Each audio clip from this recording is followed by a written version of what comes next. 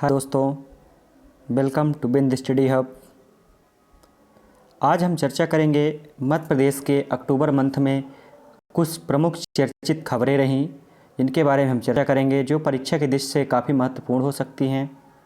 तो आज हम मध्य प्रदेश के जो अक्टूबर मंथ में कुछ चर्चित खबरें थी उनके बारे में हम चर्चा करेंगे। कौन कौन सी खबर है, किससे हमारे लिए कौन सा क्वेश्चन इम्पॉर्टेंट है, उसके बारे में चर्चा करेंगे।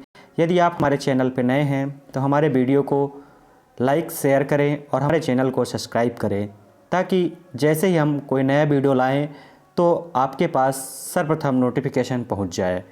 तो आइए आज हम देखते हैं मध्य प्रदेश में कौन कौन सी ऐसी खबर हैं जो हमारी परीक्षा की दृष्टि से काफ़ी महत्वपूर्ण हैं और अक्टूबर माह में चर्चा में रहीं। तो देखेंगे, सबसे पहले बात करेंगे चिन्नौर के चावल की सुगंध। चिन्नौर की चावल जो है, चिन्नौर के चावल को जीआई टैग मिला है। इसके बारे में हम जानेंगे क्या होता है जीआई टैग। जीआई टैग एक जियोग्राफिकल इंडिकेशन होता है। यह विभिन्न प्रकार की वस्तुएं,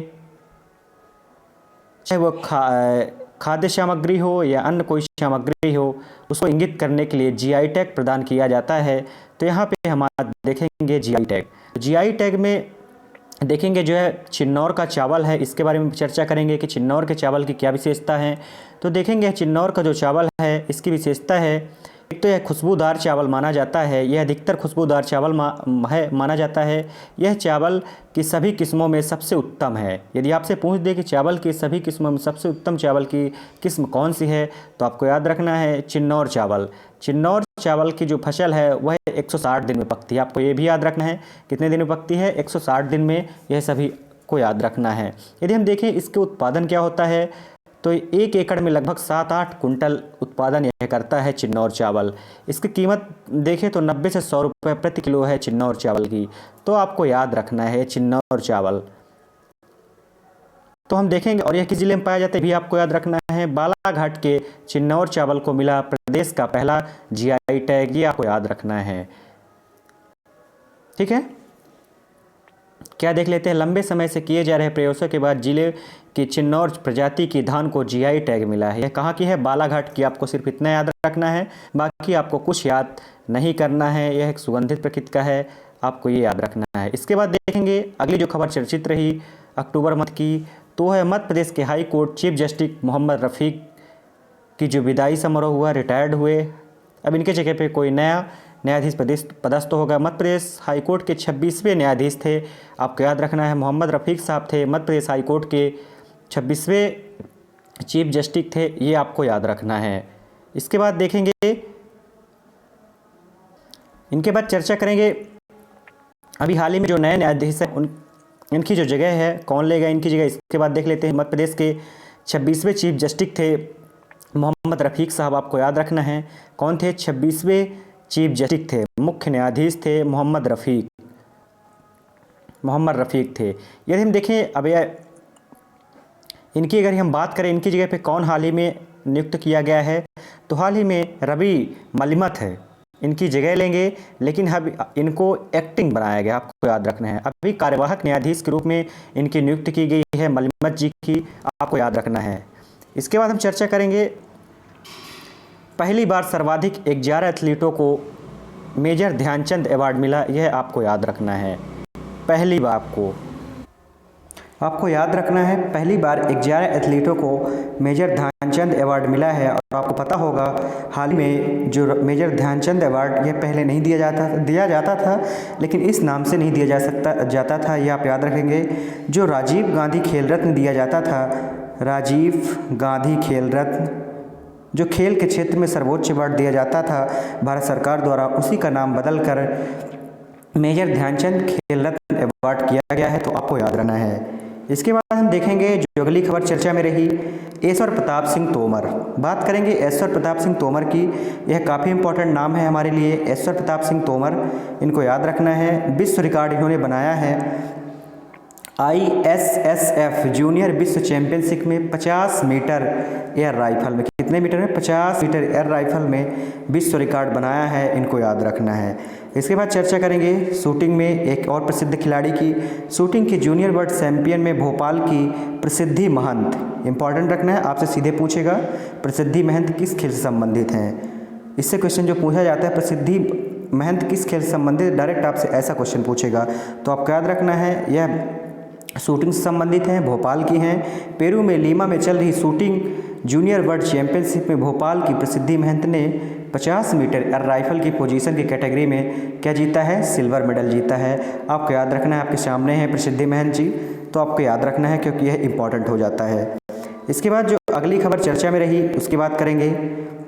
अगली खबर जो चर्चा में रही वह है हाल ही में भोपाल के पास बनेगा, क्या बनेगा, भोपाल के पास बनेगा दुनिया का पहला, आपको याद रखना है भोपाल के पास क्या बना है, दुनिया का पहला रॉक सेंटर बन रहा है, रॉक शेल्टर कॉरिडोर क्या बन रहा है, दुनिया का पहला भोपाल के पास बनेगा। राज्य पुरातत्व सर्वेक्षण की ओर से कराया जा रहा सर्वे, इस रूट में बैरसिया, विदिशा और रायसेन और सीहोर भी शामिल है, आपको याद रखना है। रॉक सेंटर बनेगा, आप देख सकते हैं मैपिंग की गई है। ये भी खबर चर्चा में रही है, आपको याद रखना है, काफ़ी इंपॉर्टेंट डायरेक्ट पूछा जा सकता है। इसके बाद हम चर्चा करेंगे, बात करेंगे तेंदुए की। तो सर्वाधिक तेंदुआ पन्ना टाइगर रिजर्व में है और मध्य प्रदेश में सर्वाधिक तेंदुआ पाए जाते हैं, आपको याद रखना है। मध्य प्रदेश में यदि पूछे किस टाइगर रिजर्व में सबसे ज़्यादा तेंदुए पाए जाते हैं तो पन्ना टाइगर रिजर्व में, किस टाइगर रिजर्व पाए जाते हैं, पन्ना टाइगर रिजर्व में सर्वाधिक तेंदुए पाए जाते हैं। और इनका पूछ ले 350 तेंदुए पन्ना टाइगर रिजर्व में पाए जाते हैं। कितने, 350 तेंदुए सर्वाधिक पाए जाते हैं। यदि हम बात करें दूसरे नंबर पे कौन है, तो दूसरे नंबर पे हम देखते हैं दूसरे नंबर पे कौन है, राजस्थान में सरिस्का है। कौन सा है, सरिस्का, जो राजस्थान में स्थित है। इसकी सरिस्का की स्थिति है राजस्थान।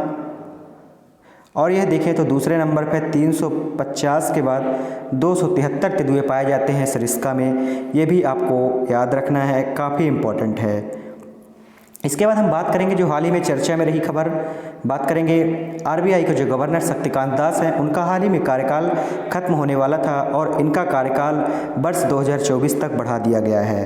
तो आपको याद रखना, रिजर्व बैंक ऑफ इंडिया के जो गवर्नर शक्तिकांत दास थे उनका कार्यकाल समाप्त हो रहा था, पर भारत सरकार ने 2024 तक इनका कार्यकाल बढ़ा दिया गया है और अब इनका कार्यकाल 2021 की जगह 2024 में ख़त्म होगा। तो आपको याद रखना है आरबीआई के कार्यकाल गवर्नर शक्तिकांत दास। यदि हम बात करें आरबीआई पर देखें तो आरबीआई की स्थापना आरबीआई एक्ट 1935 के तहत 1935 में आरबीआई की स्थापना की गई थी। यदि हम देखें आरबीआई को रिकमेंड किस कमीशन ने किया था, तो आरबीआई को रिकमेंड करने वाला कमीशन था यंग हिल्टन कमीशन। आपको याद रखना है यंग हिल्टन कमीशन के रिकमेंडेशन पर आरबीआई एक्ट 1934 के अकॉर्डिंग आरबीआई की स्थापना हुई थी, जो इस्टेब्लिशमेंट हुआ था 1935 में हुआ था, आपको याद रखना है। इसके बाद हम बात करेंगे जो मध्य प्रदेश के लिए काफ़ी चर्चा में रहा, मध्य प्रदेश में स्थापित होगा देश का पहला लॉजिस्टिक इंस्टीट्यूट, आपको याद रखना है। ये कहाँ पे होगा, ये आपको दिख रहा है चित्र में, देवी अहिल्याबाई डीएवीवी जो कॉलेज है इंदौर की, उसमें होगा देश का पहला लॉजिस्टिक इंस्टीट्यूट। तो आपको देख लेना है क्या विवरण है इसका। मध्य प्रदेश को मिला देश का पहला centre of excellence in logistic की सौगात। देवी अहिल्याबाई विश्वविद्यालय इंदौर में होगी centre of excellence logistic hub की स्थापना, ये आपके लिए इम्पोर्टेंट है, आपको याद रखना है। इसके बाद हम बात करेंगे जो सितंबर माह में कुछ प्रमुख जीआई टैग मिले हैं उनके बारे में चर्चा कर लेने हैं। जैसे हम पहले चर्चा कर चुके हैं, जीआई टैग को हम जियोग्राफिकल इंडिकेशन कहते हैं, आपको याद रखना है, यह भौगोलिक संकेत के रूप में इसे प्रदान किया जाता है। तो बात करेंगे जो सितंबर माह में मिले हैं, सुजात मेहंदी, आपको याद रखना है सुजात मेहंदी, यह कहाँ की है, राजस्थान को, जिसको हाल में जीआई टैग मिला है। इसके बाद हम बात करेंगे जुड़िया राइस, किसकी बात करेंगे, जुड़िया राइस की बात करेंगे। जुड़िया राइस को आपको याद रखना है, जुड़िया राइस असम का है। इसके बाद बात करेंगे नागा खीरा, नागालैंड का है, जिसको जीआई टैग प्रदान किया गया है, यह भी आपको याद रखना है। हाथी मिर्च जो मणिपुर की है, एंटीऑक्सीडेंट के रूप में काम तमेंगलोंग ऑरेंज, अनोखा मीठा और खट्टा स्वाद है, आपको याद रखना है, मणिपुर की है हाथी मिर्च, इसको भी आपको याद रखना है। यदि हम बात करें कि सबसे ज़्यादा जीआई टैग किस स्टेट को प्रदान किए जाए गए हैं, सबसे ज़्यादा जीआई टैग किस स्टेट को मिल चुके हैं, तो आपको याद रखना है जो कर्नाटक है, कर्नाटक को सबसे ज़्यादा जीआई टैग मिल चुका है, 47 जीआई टैग कर्नाटक के पास हैं। वहीं पे अगर हम दूसरा बात करें तो दूसरा स्थान है 39, 39 जीआई टैग मिले हैं। मध्य प्रदेश के पास लगभग 10 से 12 जीआई टैग प्रदान किए हैं, आपको भी याद रखना है। इसके बाद हम बात करेंगे, देखेंगे कि ये सारे जितने हमने चर्चा की ये सब अक्टूबर मंथ की प्रमुख खबरें थी जो आपके लिए काफ़ी इंपॉर्टेंट हो सकती हैं, इनसे परीक्षा में पूछा जा सकता है, तो आपको ध्यान में रखना है। यदि आपको हमारी यह वीडियो पसंद आई हो तो आप ज़्यादा से ज़्यादा अपने दोस्तों के साथ शेयर करें, हमारे चैनल को सब्सक्राइब करें ताकि हम आपको और इसी प्रकार की वीडियो प्रदान कर सकें। यदि आप इन वीडियो की पीडीएफ प्राप्त करना चाहते हैं तो हमारे टेलीग्राम चैनल बिंद स्टडी हब को ज्वाइन करें और वहां से आप इसकी पीडीएफ प्राप्त कर सकते हैं। मिलते हैं एक और ऐसी करंट की वीडियो के साथ जो आपके लिए काफ़ी इंपॉर्टेंट है, महत्वपूर्ण होगी। मिलते हैं नेक्स्ट डे।